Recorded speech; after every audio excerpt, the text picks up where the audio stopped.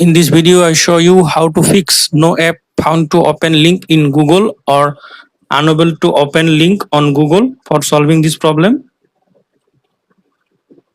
go to settings, then go to apps, then go to see all apps, then tap on three dot, tap on reset app preference, tap on reset.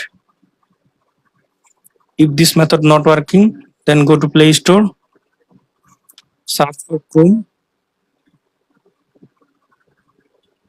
enable or install Google Chrome.